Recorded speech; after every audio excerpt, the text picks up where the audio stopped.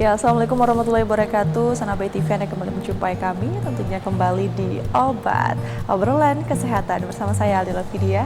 Dan Sanabai TV kali ini kita akan membahas nih seputar dengan permasalahan yang sebenarnya hingga hari ini tuh masih banyak sekali menjadi masalah di tengah masyarakat, yaitu demam berdarah. Dan bagaimana untuk pencegahan penyakit demam berdarah, kita akan bahas selengkapnya bersama dengan Pak Sahidan. Dan sumber yang sudah hadir pada hari ini, selamat pagi Bapak. Selamat pagi Mbak. Gimana? Assalamualaikum warahmatullahi wabarakatuh. Waalaikumsalam warahmatullahi wabarakatuh. Pak, gimana kabarnya hari ini Pak? Alhamdulillah baik. Alhamdulillah. Puasa ya Pak ya? Alhamdulillah Lancar ya Pak ya puasanya. Baik, Pak Sahidan nih, ngomong-ngomong soal demam berdarah nih Pak. Nah ini kan banyak sekali ya kasus-kasus yang saat ini, dan kalau kita lihat dari beberapa waktu yang lalu sempat meningkat drastis untuk demam berdarah nih Pak. Sebenarnya sebelum kita bahas lebih lanjut, demam berdarah ini penyakit yang seperti apa sih Pak? Ya, baik. Ya, kalau kita lihat di area-area ini di Provinsi Bengkulu, ya di beberapa kabupaten kota juga di Provinsi Bengkulu ini terjadi peningkatan demam berdarah. Demam berdarah itu adalah suatu keadaan demam atau biasa disebut dengan demam berdarah dengue atau DBD atau dengue hemorrhagic fever, di mana demam berdarah ini disebabkan oleh virus, ya namanya ya dari virus demam berdarah itu sendiri, ya sehingga penyebabnya itu adalah virus, di mana penyebab yang sebelum virus itu adalah di mana kita digigit oleh nyamuk. Biasanya gigitan kalau nyamuk, ya gigitan nyamuk, di mana biasanya nyamuk-nyamuk demam berdarah ini biasanya menggigit di pagi maupun di sore hari. Biasanya tidak malam kalau yang vektor dari pagi atau sore ya? Ya, pagi atau sore, ya. Oke, baik. Untuk demam berdarah gejalanya seperti apa sih Pak? Kalau gejalanya awal-awalnya tadi demam. Demam dulu? Ya, demam disertai dengan nyeri kaki, nyeri tangan, nyeri pundak, ya. Kemudian kadang-kadang disertai dengan sakit kepala. Kemudian dia mual, ada rasa mual di dalam perut kita. Makanya kita kalau di Bengkulu ini kan agak susah membedakan antara demamnya demam berdarah, kemudian demamnya tifoid, demamnya malaria. Kalau kita kan, tapi sekarang alhamdulillah malaria di Bengkulu ini udah sangat kurang sekali. Nah makanya kalau kita demam, ya kita lihat dulu. Biasanya juga ditandai dengan adanya bintik-bintik merah. Nah, bintik-bintik merah itu biasa di daerah badan ini. Bintik-bintik merah itu terjadi ketika trombosit itu terjadi penurunan. Jadi kadar trombosit sebagai faktor pembekuan darah itu terjadi penurunan. Makanya terjadi bintik-bintik merah itu. Gitu.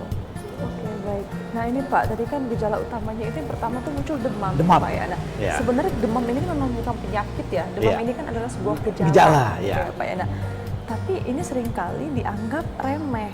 Karena demam ini kan seringkali muncul. Kita kelelahan aja kadang kan demam. Atau jadi kayak sebuah sakitnya tuh demam. Sakit apa demam? Padahal demam itu bukan penyakit sebenarnya Pak. Ya, demam itu adalah gejala suatu penyakit. Nah itu apa yang harus kita lakukan misalnya ketika demam ini tanda kutip dia demam yang bukan demam biasa lah, gejala itu harus segera diperiksa seperti apa? Ya. Jadi kita lihat ininya, tendensinya. Kita lihat kalau baru satu hari, kita lihat misalnya sekarang kita demam nih, kita lihat dulu ya satu hari ini. Ya mungkin itu kebiasaan masyarakat kita. Biasanya kalau demam itu dibiarkan aja dulu. Kadang-kadang ada beberapa orang yang bisa demam itu dengan makan banyak, ini akan juga ini akan hilang. Tapi ketika demam itu udah sampai 2 hari, ini harus kita curiga. Ini ada apa? Infeksi kah? Atau ada hal-hal lain? Tadi seperti kita terinfeksi virus demam berdarah ini, Mbak. Kalau dia tuh lama ya jangka waktunya ya Pak ya, Pak dilihat, kemudian mungkin suhu derajatnya gitu. Ya, biasanya kalau kalau memang demam berdarah ini dia demamnya cenderung tinggi gitu. Kemudian disertai dengan gejala kita pegal-pegal tangan, pegal-pegal kaki, kemudian mual gitu. Kemudian ada tanda bintik-bintik merah. Kalau demam-demam biasa itu biasanya kita tidak ada tanda-tanda bintik-bintik merah itu. Nah, jadi kalau yang demam berdarah dengue ini atau DBD ini dia biasanya disertai dengan bintik-bintik merah itu karena terjadi penurunan kadar trombosit. Iya.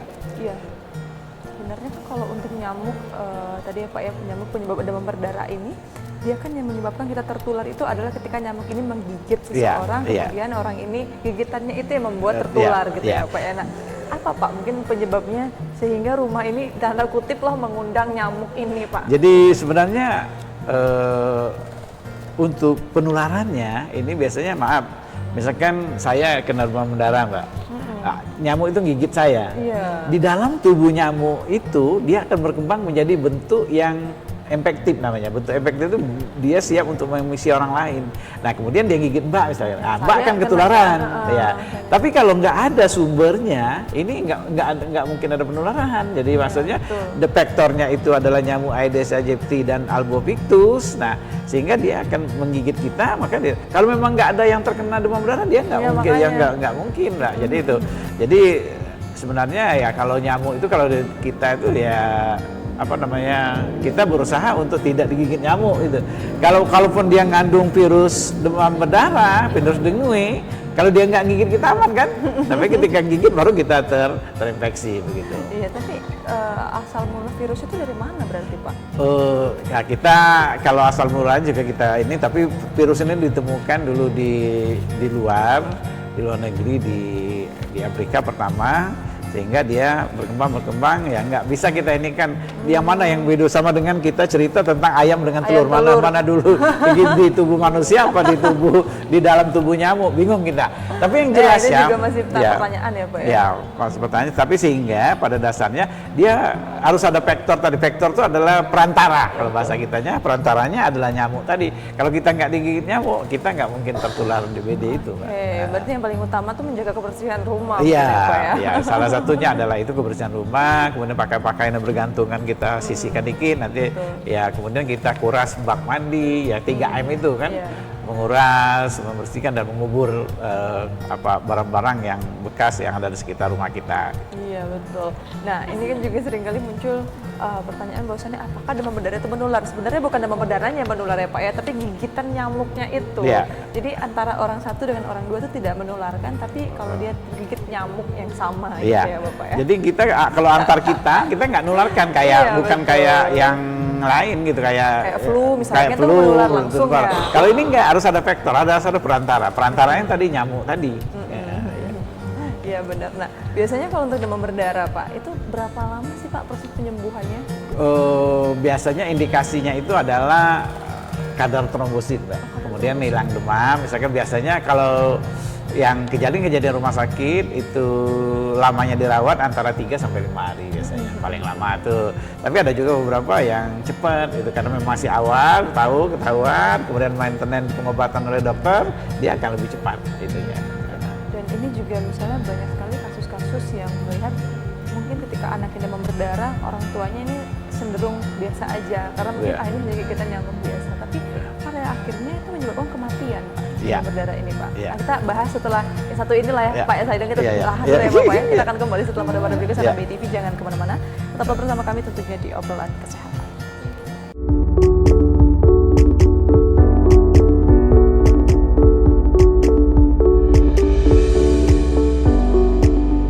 Ya pemirsa, Anda kembali bersama kami tentunya masih di obrolan kesehatan. Kita kembali ke Pak Sahid dan Pak menyambung tadi kan sebenarnya DBD ini ternyata bisa menyebabkan kematian. Nah itu apa Pak yang menyebabkan mungkin tingkatannya sampai yang paling tinggi itu Pak? Jadi begini Pak, kematian orang DBD ini dikarenakan memang tadi kan virus masuk ke dalam tubuh, nah ya kan, kemudian dia berkembang biak di dalam tubuh kita, kemudian dia mempengaruhi penurunan trombosit.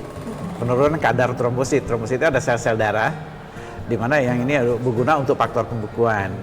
Jadi sehingga ketika kadar trombosit itu turun sama sekali, berarti pembekuan darah akan terganggu. Maka sehingga akan terjadi perdarahan, misalnya di hidung ada mimisan, muntah darah, berak darah, dan sakit kepala yang hebat. Biasanya kalau terjadi pendarahan yang ada di otak kita, itu akan jadi sakit kepala yang hebat. Nah kematian itu ya karena tadi kejadian-kejadian seperti misalnya pendarahan di usus atau pendarahan di mana, ini yang menyebabkan kematian yang fatal, yang disebut dengan dengue shock syndrome, namanya DSS ya, dengue shock syndrome, atau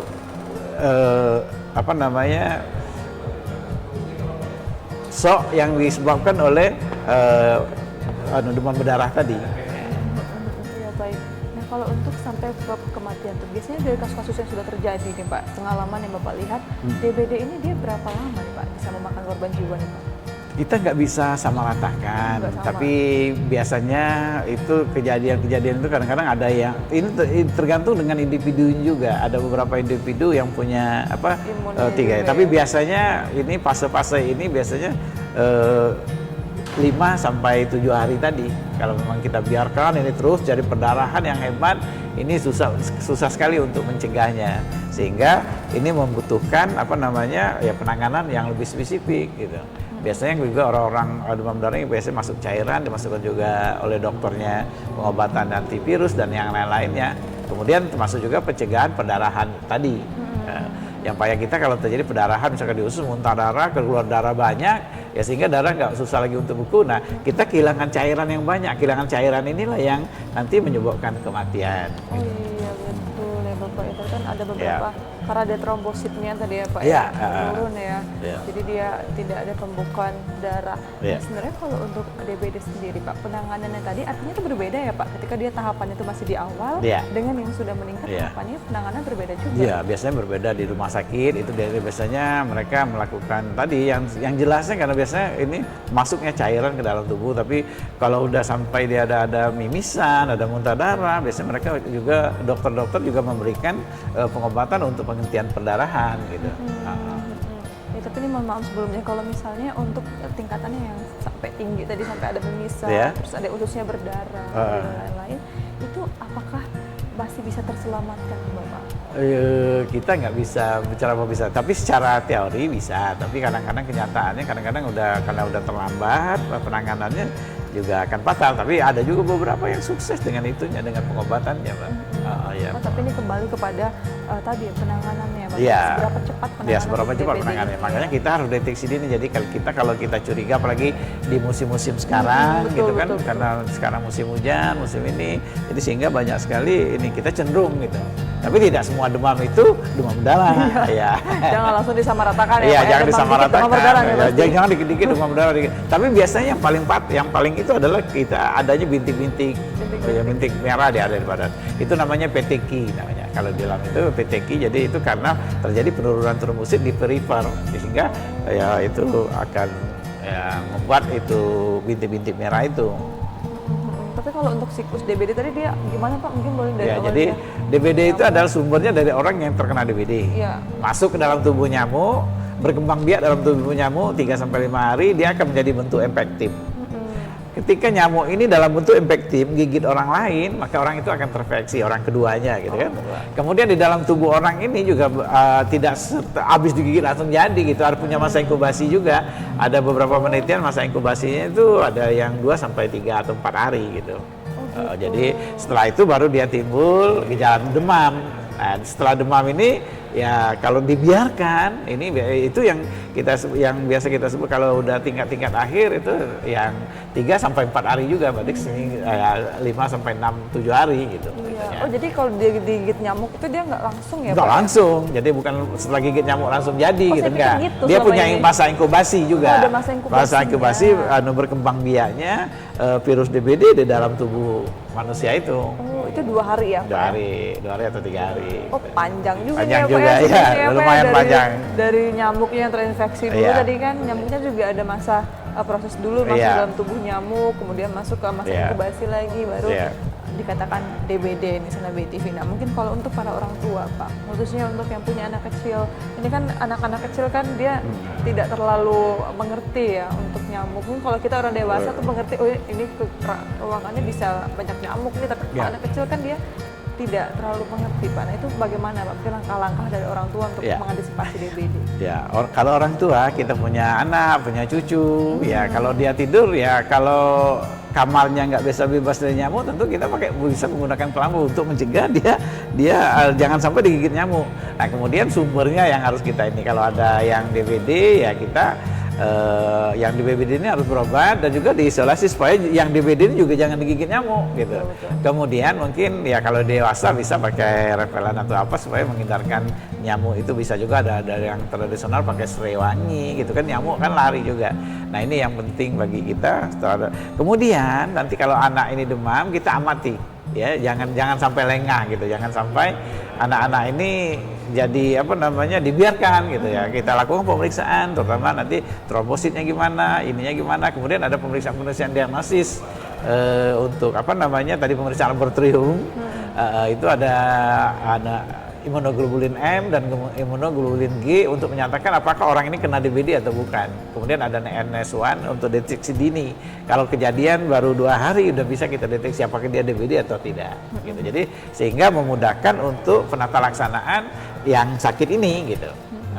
Tadi saya dengar bagusnya memang ketika ada seorang yang DBD dia diisolasi dulu ya Pak ya. Iya. Karena jangan sampai nyamuknya tadi ya Pak ya menggigit kemudian menggigit yang lain. Iya. Kalau memang ada keluarga kita udah DBD misalnya 1 dewasa, kemudian kita ini kan kita isolasi dia, kita di kamar 1 mungkin dia tidurnya pakai kelambu supaya nyamuk yang ada di rumah kita ini nggak gigit dia dan nyamuk ini nggak gigit orang lain. Iya betul. Ya. Mungkin bukan bermaksud untuk mengisolasi orangnya bukan. ya Pak ya, tapi minimalisir gigitan nyamuk. Meminimalisir gigitan nyamuk. Karena nyamuknya ini yang bisa bawa virus tadi ya, ada faktor tadi ya Bapak ya. Baik Pak Saidan, kita jeda kembali nih Pak ya, kita masuk segmen terakhir sama BI TV, jangan kemana-mana. Tetaplah bersama kami tentunya di Obat dalam obrolan kesehatan.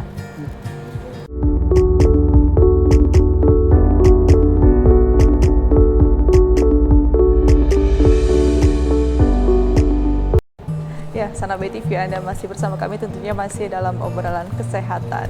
Pemirsa, tadi kita sudah bahas nih beberapa hal mungkin yang berkaitan dengan siklus DBD, kemudian ciri-cirinya juga.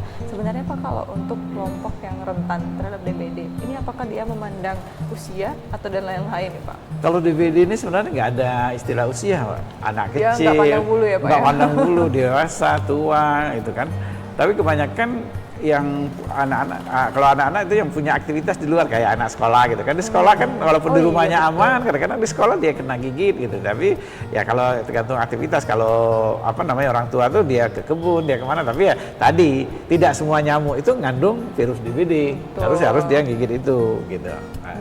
Jadi memang nggak tapi ada usia. Kita kan nggak pernah tahu ya nyamuk mana nih yang DBD gitu ya, ketika dia lewat ini pasti nyamuknya DBD kan, nggak tahu ya. Nggak bisa, nggak tahu. Tapi penularnya itu nyamuknya Aedes aegypti tadi yang warnanya kayak zebra itu, yang kalau yang ada garis-garis hitam putih itu. Ya ampun, nggak kelihatan ya Pak ya. Kadang-kadang DBD gitu lari.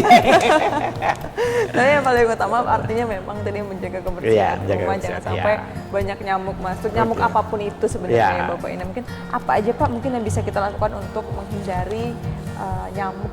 Ya. Yang utama itu kalau kita kan kebanyakan kita tuh kan di luarnya nggak begitu banyak, di rumah yang lama gitu di rumah. Jadi kebersihan rumah yang perlu kita ini kan, kurangi pakaian-pakaian yang bergantung. Kemudian di lingkungan kita lihat jangan-jangan ada air-air yang tergenang, yang itu akan mempercepat pertumbuhan daripada nyamuk Aedes aegypti yang akan mengigitin tadi. Ya, kebersihan di lingkungan, kebersihan di rumah. Kemudian kita memutus mata rantai penularan ini tadi dengan cara kita menghindari gigitan nyamuk, itu yang utama sebenarnya. Tapi menjaga kebersihan, kita mengubur barang-barang bekas yang ada di rumah, kemudian kita membersihkan, kemudian bak-bak mandi kita bersihkan, kemudian kalau yang biasa pelihara burung, kadang-kadang ada tempat airnya itu kita bersihkan juga, betul. Ya biar supaya itu sebagai media nyamuk Aedes aegypti itu untuk berkembang. Jadi kita perkecil gitu itunya. Genangan air tuh juga bisa genangan air, selokan di mana itu. Ya kalau ada parit yang pembuangan air dari rumah kita, itu harus kita lakukan pembersihan gitu. Nah, kategori rumah yang dapat dikatakan sehat tuh rumah yang seperti apa sih Pak? Ya, kalau kategori rumah yang sehat itu sebenarnya dari segi kebersihan tadi kan, dari segi kebersihan dia bersih, kemudian penerangannya itu juga bagus gitu, di rumah itu tidak gelap, karena gelap juga akan mengundang nyamuk juga. Tapi benar ya Pak itu ya Pak ya? Iya, memang mengundang. Kemudian ya pakaian-pakaian yang bergantungan kurangi gitu ya, mungkin kalaupun nggak punya lemari, tapi ya kita harus ini kan setiap kita bersihkan mungkin dengan ini ya, dengan kebersihan lingkungan itu dengan baik, sehingga nyamuknya nggak sempat berkembang kalau bahasa kitanya. Kalau di Bengkulu ini dia nggak sempat beranak. Ya. Kalau sempat beranak pinak nyamuknya banyak, maka kemungkinannya akan lebih banyak nyamuk-nyamuk yang yang DBD tadi. Ya. Betul. Nah tapi kalau untuk tadi ya Pak ya, saya pikir ketika adanya suasana yang gelap, itu kan banyak mengundang nyamuk. Itu apakah mitos atau memang fakta? Enggak, Pak? memang fakta. Jadi fakta memang fakta. ya? Ya gelap, agak. Misalkan maaf, kalau rumah kita kan kalau kamar ada kan sudutnya, misalnya sudut sini, sudut situ, sudutnya agak gelap, maka itu apa namanya? Nyamuk itu memang sifatnya, memang dia nyamuk itu juga kayak kalau bahasa kita punya penyelamatan diri juga. Kalau tempat terang kan cepat kelihatan. Kalau di tempat itu dia itu. Jadi dia kadang-kadang warnanya pun ya, kemudian warna nyamuknya juga. Karena nyamuknya juga tadi ada maksud penyelamatan diri ya Pak. Yeah. Warnanya kan gelap ya, ketika dia di tempat terang dia sangat terlihat. Ya. Oke baik, mungkin ini salah satu mungkin tips juga ya Pak ya. Kalau mau punya rumah mungkin rumahnya jangan warna gelap-gelap banget jangan gitu warna gelap banget, nggak apa-apa biru gitu, putih dindingnya. Kalau warnanya warna coklat kan sama dengan warna nyamuk. Sehingga nyamuknya di dindingnya itunya. Oh iya betul. Nah ini juga salah satu tips nih, mungkin tips dan trik juga untuk menghindari nyamuk, jangan ada warna gelap atau ketika ada banyaknya tumpukan-tumpukan pakaian. Atau misalnya seperti yang bergelantungan tadi itu nyamuk juga senang ya Pak ya. Iya, nyamuk senang sekali. Dia tuh dia di situ aja. Kalau kita kalau kita tes nanti kalau di rumah kita lihat ada gantung-gantungan, coba kita ini kan kalau itu digerakkan pasti gitu. Iya baik, artinya memang harus menjaga kebersihan tadi ya Pak ya untuk di rumah, dan ketika untuk anak-anak mungkin jangan sampai keluar rumah itu mungkin apakah dia harus pakai semacam kayak lotion untuk pencegah nyamuk? Sebenarnya bisa-bisa aja, tapi kadang-kadang ada beberapa orang yang alergi dengan lotionnya sendiri kan. Jadi ya kita hindari, tapi ya kita kasih tahu aja, yang penting anak-anak itu udah diedukasi dari awal bahwa ya hindarkan dari gigitan nyamuk itu. Kalau memang banyak benar ya kita pakai tadi, pakai lotion, pakai apa gitu ya, atau repelan atau zat-zat lain. Tapi ya memang orang-orang kadang-kadang kalau yang alergi ya jangan nambah-nambah juga dia. Kita membuang sampah juga ya Pak ya. Sampah gitu. Harus sedemikian rupa, jangan itu sampah itu kan kalau banyak juga dia akan berkembang bias. Dan kemudian semak-semak di sekitar rumah kita, jangan usahakan di rumah kita tuh tidak ada semak-semak juga ya. Semak-semak itu Pak. Akan banyaknya juga sekarang dulu Pak masyarakat mungkin yang membakar sampah. Itu gimana Pak? Apakah membakar sampahnya juga mengundang nyamuk Pak? Sebenarnya sampah itu sebenarnya kalau sampahnya tidak, makanya kalau tentang sampah ini kita harus memilah mana sampah yang apa namanya yang dari asal dari daun-daunan, ada yang bisa daur ulang. Sebenarnya membakar sampah itu kurang dianjurkan karena dia akan membuat polusi. Sebaiknya kalau yang apa namanya yang sampahnya dari daun-daunan kita aja kayak bikin kompos gitu, kita letakkan nanti kita bikin. Nah, kalau yang dari daur ulang kita kasihkan aja dengan orang, kita siapkan daur ulang misalnya. Kita sebaiknya memang mengurangi apa namanya plastik, mengurangi juga itu. Tapi kalau pun nggak bisa itu kita kumpulkan bisa didaur ulang. Nah, jadi kalau sampahnya sampah yang itu ya memang harus kita tanggulangi di rumah kita. Pembakaran sampah itu sebenarnya kurang baik secara umum karena dia polusi. Nanti kan dia akan menambah kadar CO2 yang ada di sekitar rumah kita sendiri.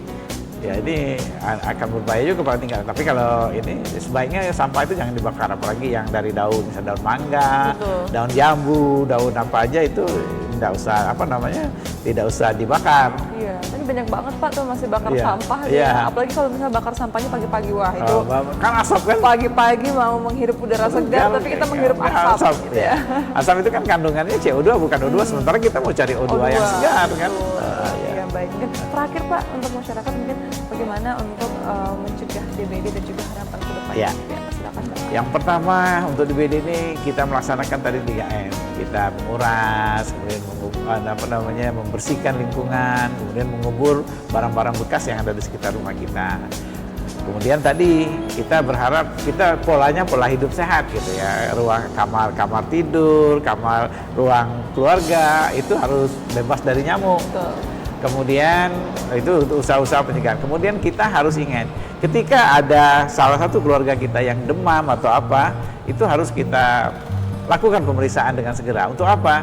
Untuk kita tahu kalau terjadi DBD, berarti kita kan bisa dari awal itunya penata laksanaan juga lebih ringan gitu. Iya betul ya Bapak ya, terima kasih banyak Pak Saida ini berkaitan dengan DBD. Tadi mungkin yang pertama tadi 3M untuk kebersihan rumah dan kemudian deteksi dini ketika adanya tadi demam, gejala-gejala, ada bintik-bintik merah dan lain-lain, jangan tidak dihiraukan ya Bapak ya. Terutama untuk anak-anak, karena anak-anak itu badannya kan kecil, jadi cepat sekali dia kekurangan cairan. Betul, jadi kita sebagai mungkin orang tua kita harus lebih aware ya Pak ya, lebih aware dengan anak-anaknya terhadap anak gitu ya. Baik, Terima kasih banyak Pak Saidan, lain waktu kita ngobrol-ngobrol kembali. Sana Bayi TV, dengan demikian berakhirlah kebersamaan kita di obrolan kesehatan edisi hari ini. Dan akhir kata saya Aldila Vidya, beserta dengan segenap kru yang bertugas, pamit undur diri. Terima kasih. Assalamualaikum warahmatullahi wabarakatuh dan sampai jumpa.